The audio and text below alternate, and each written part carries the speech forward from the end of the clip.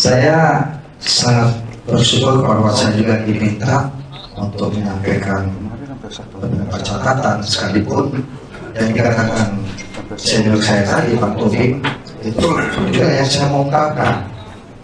Karena saya bukan orang yang besar di Tanah Batak. Ketika lahir masih di Pematang Siantar tahun 63, masih kecil kan sudah pindah ke Jakarta, lalu pindah ke Papua. Itu sebabnya kami sudah kenal dengan Pak Kampung Bolo sebelum kami kenal Tata Sendiri ini. Jadi beliau sudah sesepuh orang Batak dulu di Jayapura. Kami tinggal di Senen, 40 km dari Jayapura.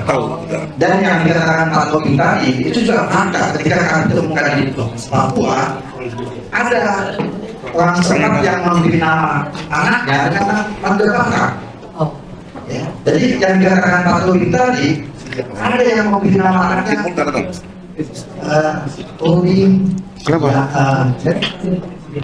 Tori Yogu, atau kalau meminjam makanya Gubernur Papua yang saat ini sedang berkasus, terima kasih. Sultan Sirait NMB. Jadi karena mereka punya persepsi dulu, ini Mangga Batak ini adalah nama-nama pilihan. Jadi memang betul yang dikatakan Pak Taufik tadi, bukan hal yang aneh bahwa orang Batak sudah banyak di mana-mana. Bahkan ketika kami sampai ke Papua tahun 2002, sudah ada orang Batak yang punya sawah dan kebun di sana. Lalu ketika kami tanya, kenapa kau bisa di sini? Bapak udah, maka sini jam bertempatan. Lalu kenapa kau menikah dengan orang setempat? Itulah Batak ini kan banyak praktik. Jadi kita harus menguasai lahan mereka, tapi kita juga menikahi mereka. Nah, sudah banyak sebetulnya yang disampaikan oleh para senior tadi, bahwa kalau kita lihat dalam perkembangan global, kita tidak bisa mengabaikan bagaimana Indonesia juga dengan kemajuan yang terjadi di sana sini, maka nilai-nilai yang ada dalam kehidupan kita pun sudah mengalami pergeseran. Dan dari situ kita juga mempertanyakan, apakah kita semakin mengenali diri kita atau tidak? Tatkala kemajuan teknologi itu justru membuat manusia itu mengalami dehumanisasi. Nah, apa yang dikatakan Socrates bahwa kenalilah dirimu sendiri, ini kemudian menjadi refleksi juga saya kira bagi kita sekalian. Dari berbagai catatan para senior tadi, saya mau garis bawahi soal apa yang dikatakan oleh Socrates, los genetikus. Maka dalam pendekatan keagamaan, agama apapun itu, seringkali pengenalan akan diri kita itu juga akan membawa kita kepada pengenalan yang lebih baik tentang Tuhan yang kita sembah. Nah, abang dan inang sekalian yang saya hormati, saya lihat dari sisi hukum, judul yang diberikan oleh pengurus kepada kita, bahwa kalau kita lihat di dalam kehidupan masyarakat kita di zaman Hindia Belanda dulu, maka dualisme hukum Eropa dengan hukum adat pada waktu itu memang disengaja seakan-akan tidak dicampur adukan. Sekalipun ada juga pakar hukum Belanda yang berupaya untuk memaksakan hukum Eropa kepada Indonesia. Nah, tetapi kalau kita lihat pemikir-pemikir Belanda seperti Fort Savigny dan lain-lain yang mengatakan bahwa hukum itu haruslah tumbuh dari masyarakat di mana hukum itu ada, maka kita juga bisa mempertanyakan apakah pembangunan di segala bidang kehidupan kita sampai saat ini sudah memperlihatkan bagaimana hukum adat itu di dalam kehidupan kita. Bukankah para pendukung hukum adat, teman-teman dari AMAN misalnya, Asosiasi Masyarakat Adat Nusantara, seringkali merasa sangat-sangat prihatin ketika melihat bahwa hukum adat itu belum dijadikan sebagai pilihan dalam pembangunan hukum nasional.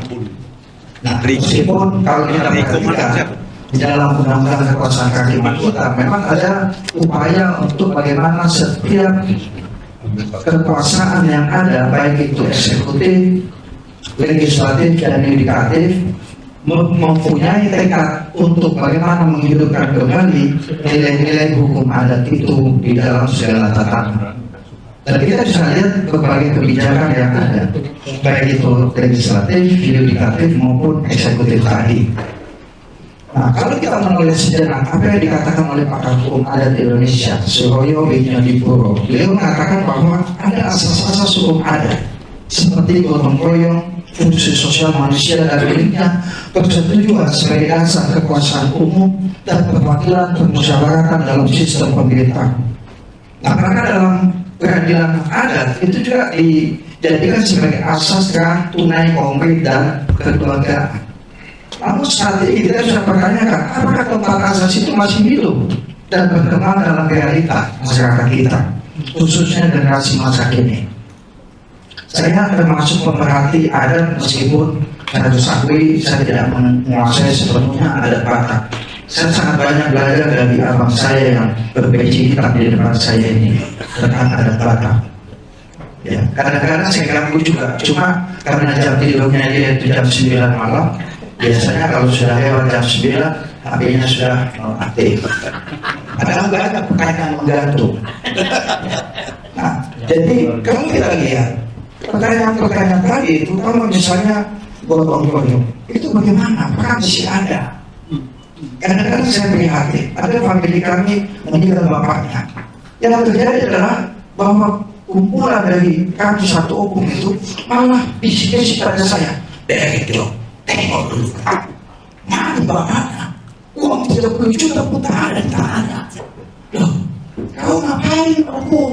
Kok malah kau katakan begitu? Saya bilang, bukankah dia adalah dirimu, dia adalah kita.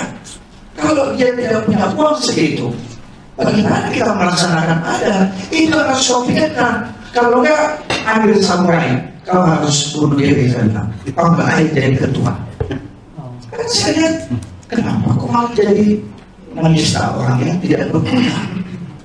Oh, dia kan mau bikin adat bapaknya bagus, seorang tua, tapi ada beda. Mau baik, coba bahasa-bahasa apa yang seperti ini yang seringkali kita masih ada di tengah-tengah masyarakat. Dan ini satu keprihatinan menurut saya. Nah, mengapa adat perlu? Di dalam hukum adat memang kita lihat ada kelindahan yang sangat kuat dengan budaya yang tumbuh dari unsur-unsur emosional tradisional masyarakat kita, di mana kita menjunjung nilai-nilai kehidupan itu. Maka tidak jarang seperti yang saya kutip tadi, nilai-nilai adat itu juga diidentikan dengan nilai-nilai agama, sehingga pemahaman tentang nilai hukum adat itu pun sekaligus dipandang sebagai bagian dari upaya untuk semakin mengenal Tuhan. Nah, begitu kompleksnya kita lihat dan begitu pentingnya hukum adat itu, sehingga dalam teori hukum ada salah satu teori yang dikatakan teori reservation in contextuum, yang menyatakan bahwa adat istiadat dan hukum adat itu adalah bagian dari bagaimana masyarakat itu mengakui hukum agama yang dianutnya, sehingga dengan demikian hukum agama menjadi salah satu fondasi penting dalam berlakunya hukum adat. Nah, di dalam adat Batak yang saya pelajari, khususnya dari ayahanda kami almarhum, saya termasuk bersyukur bahwa ketika kami masih kecil, ada satu hukum yang diberikan orang tua kami di dalam rumah tangganya, rumah tangga kami. Selama kalian ada di dalam lingkungan rumah kita, kalian wajib berbahasa Batak. Kedua, kalian dari rumah itu, rumah kita, kalian mau pakai bahasa Inggris, bahasa Prancis, bahasa Poli, silakan. Tapi selama di rumah pakai bahasa Batak. Dan setiap malam kami diajak untuk berbahasa Batak melalui pendalaman Alkitab dengan membaca Alkitab bahasa Batak. Dari situ kami belajar bagaimana pengucapan setiap kata demi kata yang ada di dalam firman Tuhan. Dan ini memang suatu pelajaran yang sangat tidak mudah, terutama untuk kita terapkan pada masa kini.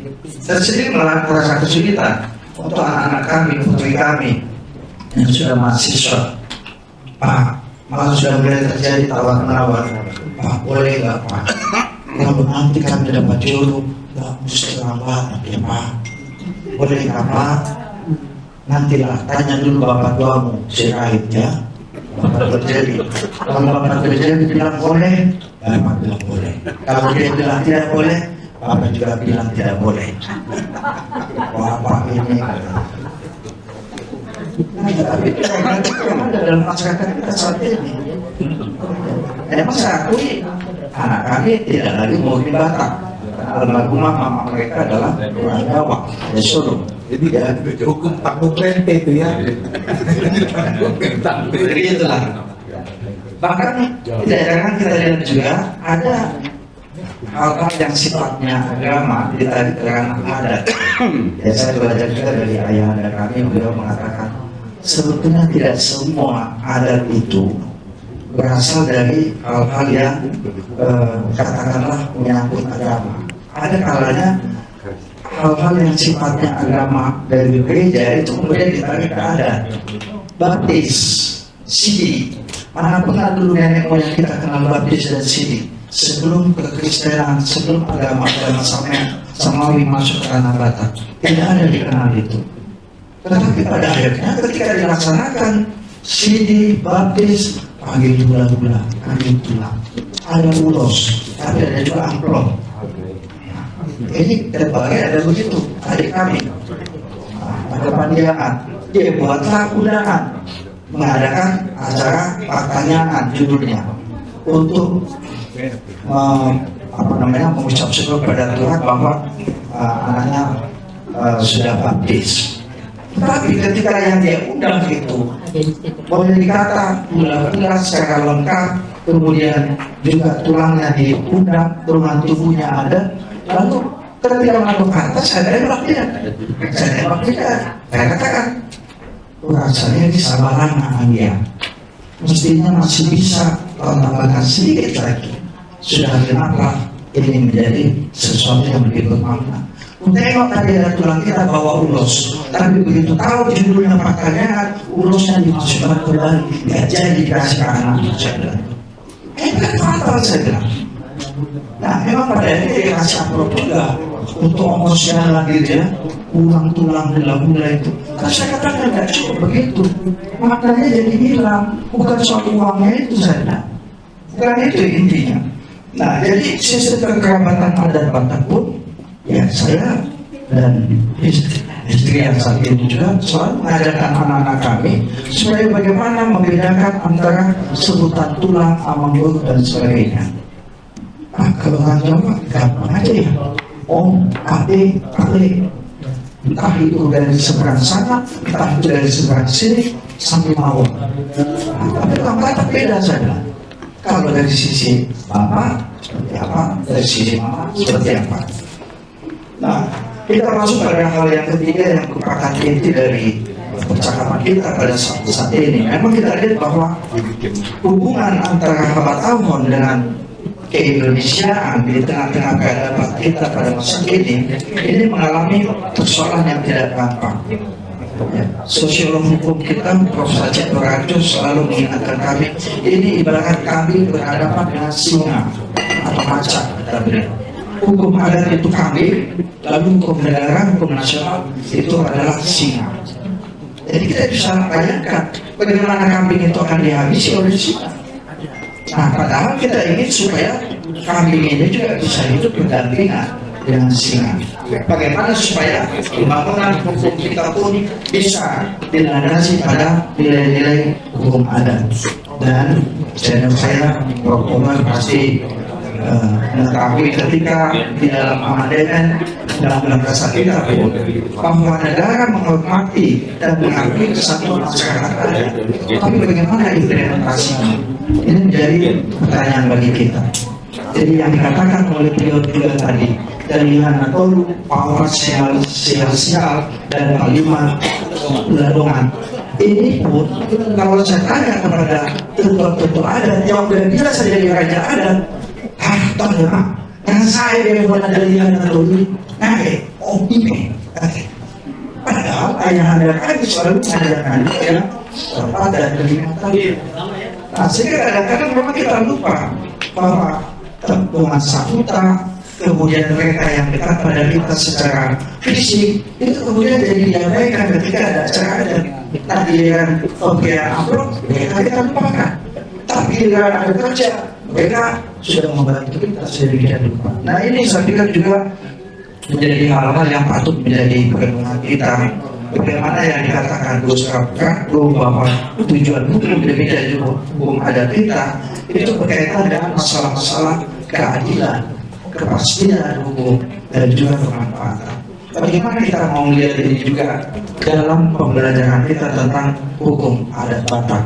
Jadi dengan demikian, kalau tadi sudah yang menyebut bahwa paradigma Pancasila, saya juga mau mengatakan Pancasila sebagai filosofi sekolah dan bertanggung sumber dari segala sumber hukum kita itu juga harus jadi pegangan kita ketika kita mau menerapkan hukum adat ini ke depan supaya dia tetap mendapatkan tempat bagi generasi mendatang.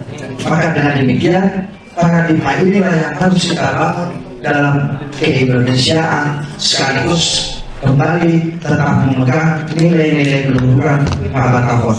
Demikian yang dapat saya sampaikan. Dirgahayu Republik Indonesia. Selamat ulang tahun Batak.